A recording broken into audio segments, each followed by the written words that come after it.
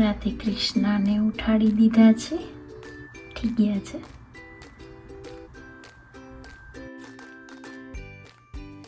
તો ચાલો હવે કરીએ પૂજા સ્ટાર્ટ. 5:08 થઈ છે. બ્રહ્મ મુહૂર્તમાં પૂજા ચાલુ થઈ જાય છે.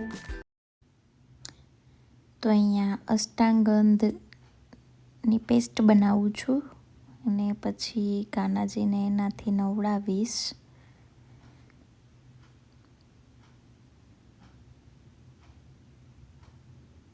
હું કાનાજીને અષ્ટાંગંધથી જ નવડાવું છું, રાધે કૃષ્ણ, લડ્ડુ ગોપાલ ત્રણેયને.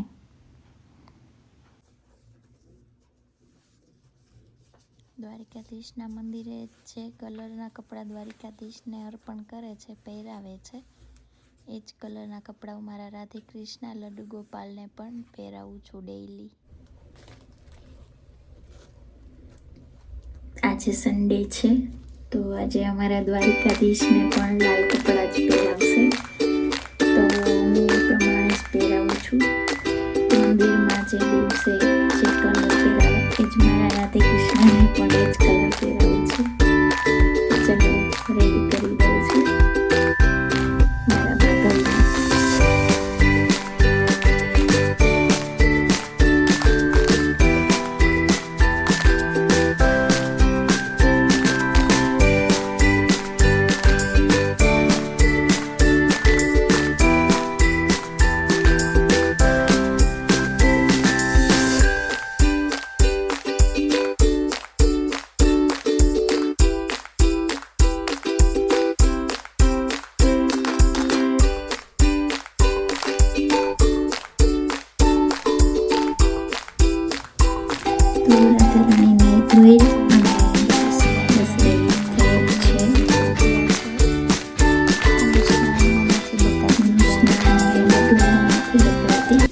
કાનાજી તો લંગોટમાં એ ફરતા હોય, પણ રાધાજીનું ક્યારેય હું નથી બતાવતી. એને રેડી કરી બસ શ્રીંગારનો જ એનો વિડીયો અપલોડ કરું છું. તો બસ રાધાજી પણ રેડી થઈ છે, શ્રીંગાર ચાલુ થઈ ગયો એનો પણ. તો ચાલો એનો શ્રીંગાર પતાવીએ.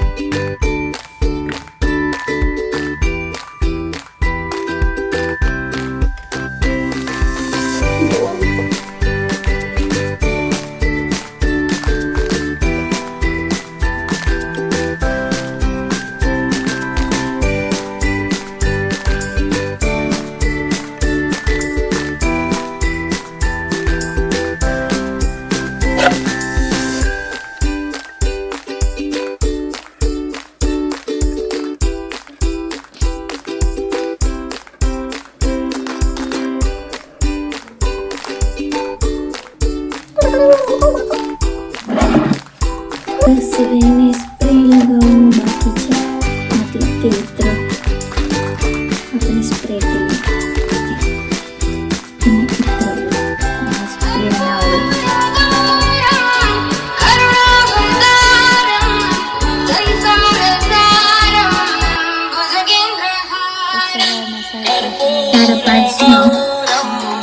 પૂજા 5:30 થઈ ગયા છે. કાનાજી બે રેડી થઈ ગયા છે અને રાધારાણી પણ રેડી છે. એટલે આમ થોડાક વહેલા આજે રેડી કર્યા છે, બાકી શિયાળો છે એટલે એટલા વહેલા નવડાવતી નથી. 8 વાગે નવડાવું. તો લડ્ડુ ગોપાલને 4:30 બાકી છે. 5 વાગ્યામાં સોરી. રાધારાણી રેડી છે. મારા રાધે કૃષ્ણ જરા કમેન્ટ કરી દેજો, એટલે મને કોઈ સજેશન હોય તો પણ કહી દેજો. તો ફાઇનલી બેને મેં એમના સિંહાસન પર બિરાજમાન કરી દીધા છે. કેવા લાગે છે? જો બહુ જ મસ્ત લાગે છે. મને તો બહુ જ મસ્ત લાગે છે. તમને કેવા લાગે છે એ મને કહેજો કમેન્ટમાં. અને અહીંયા લડ્ડુ ગોપાલને હવે ઉઠાડી દઈએ. લડ્ડુ ગોપાલ નાના છે એટલે એને એમ થયું થોડીક વાર હજી સુવા દઉં. બસ તો એને હવે ઉઠાડી દીધા છે. એને તો આજે જોડે લઈ જવાના છે એટલે વહેલા નવડાવવા જ પડશે. એના એક વાત કહેવાની રહી ગઈ હતી કે રાધે કૃષ્ણ, લડ્ડુ ગોપાલ ત્રણેયને હું ગરમ પાણીથી જ નવડાવું છું. ઠંડા પાણીથી શિયાળામાં નથી નવડાવતી.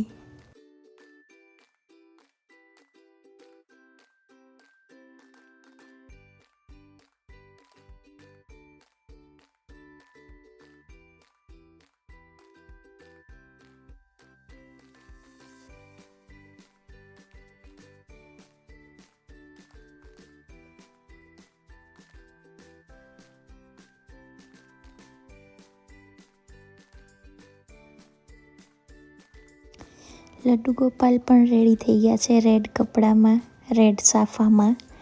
બહુ જ મસ્ત લાગે છે.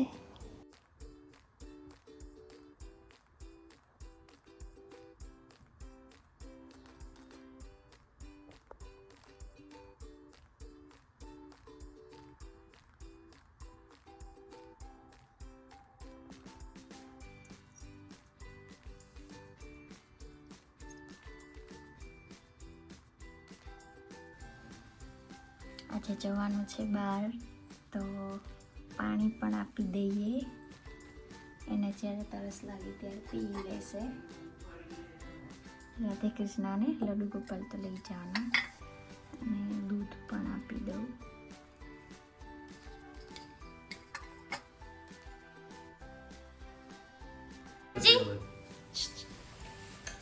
રેડી?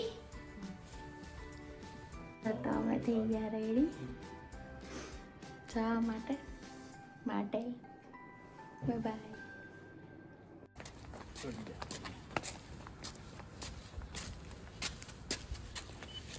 આચુ આચુ આચુ આગળ જ બેસીએ લડ્ડુ ગોપાલ ને લઈને કે આગળ જ બેસી લડ્ડુ આમ તો જો બોલો કહી દે બધાને. હા તેલ લો માટેલ જઈએ છીએ લડ્ડુ ગોપાલ ને લઈને.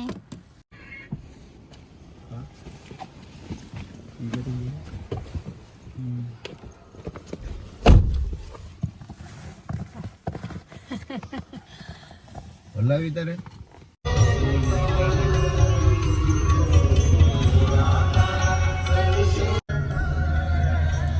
પૂનમના દિવસે સવારે 5:45 વાગે અમે નીકળી ગયા હતા સન્ડે. તો તમે જોઈ શકો છો પૂનમની ભીડ દ્વારકામાં. મોરબીમાં શું જોવાનું?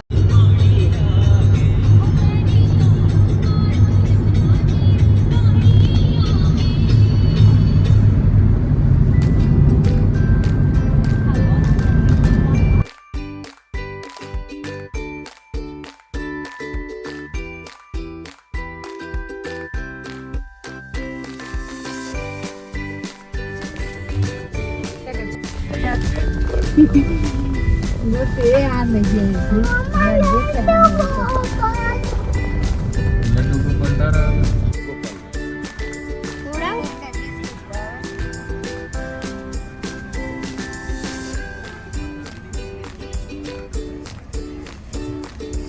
હવે ના કહું પોતે બોલો. ખાઈ લીધું લડ્ડુ ગોપાલે? એમ પેટ ભરાઈ ગયો. લ્યો એકલા બિસ્કિટમાં ભરાઈ ગયું એનું પેટ. આ એનું પેટ આવતો નકડો હે. અચ્છા ઓકે.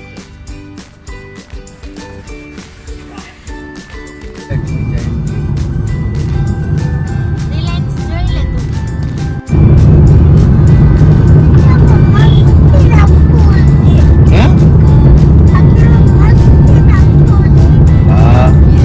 આખા રોડ ઉપર છે.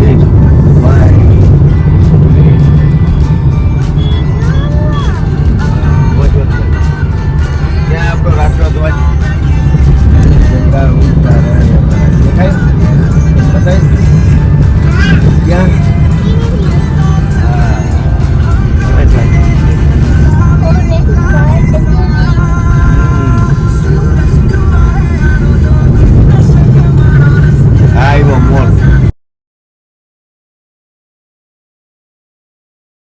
પહોંચી ગયા ધ્રોલ, જ્યાંના દાળ પકવાન અમારા બધાના બહુ જ ફેવરિટ છે. એ રૂટ લઈએ એટલે ત્યાં દાળ પકવાન તો ખાવાના જ.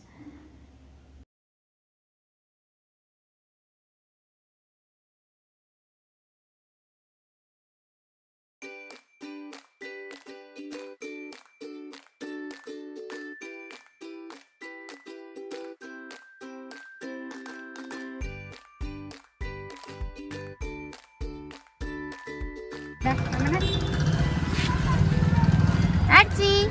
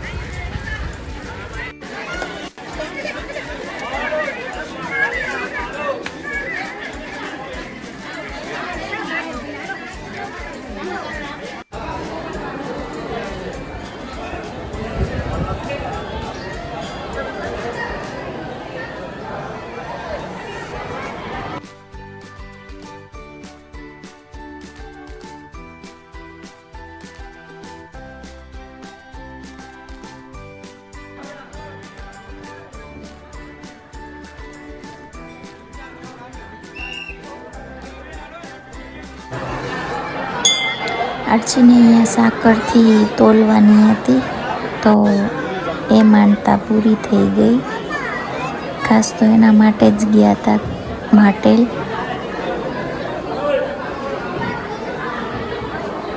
અહીંયા બધા અડધું નારિયેળ વધેરી અને આમાં રાખતા હતા યજ્ઞ ચાલુ હતો. એમાં કેમ એ કોઈને ખબર હોય તો કહેજો મને.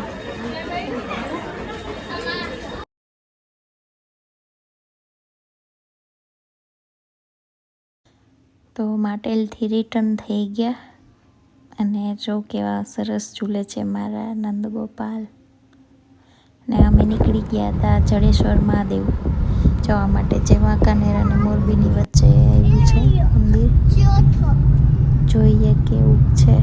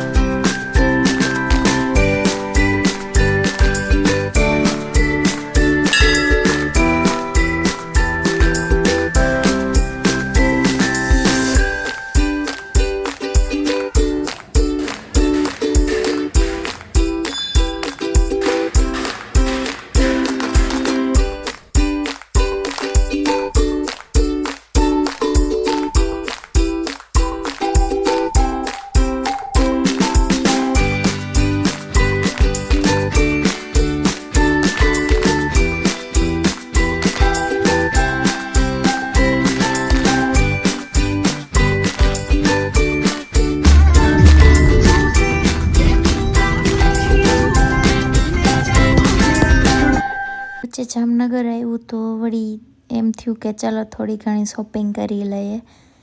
તો જામનગર શોપિંગ કરવા ગયા.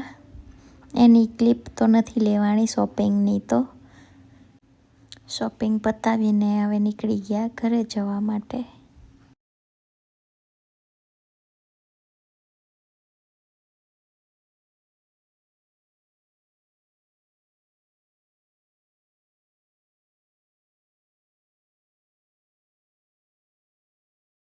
आज हम गए थे बाटल वहाँ पे हमने क्रोकोडाइल वाले भगवान को दर्शन किया और क्रोकोडाइल को पापी और पप्पी किया और उसमें जो चला हुआ था ना जो कुमकुम था ना जो कुमकुम था ना वो मैंने ऐसे ऐसे कर कर मेरी मम्मी को बोला चल मम्मी मैं तुमको लगा देती हूँ। और अब बज चुके हैं 12:30 रात के और अब हम जस्ट अभी ही आए हैं घर पे। हाँ तो बहुत थक चुके हैं। हमारा फेस देख के आप लोगों को लग ही रहा होगा। तो चलो आज के व्लॉग का एंड इधर ही करते हैं। Bye bye, bye, good night. Good night. अब न्यू ब्लॉग में मिलेंगे। न्यू व्लॉग में मिलेंगे। जय द्वारकाधीश, राधे राधे, जय Dwarkadhish, Radhe Radhe, bye bye. Bye bye.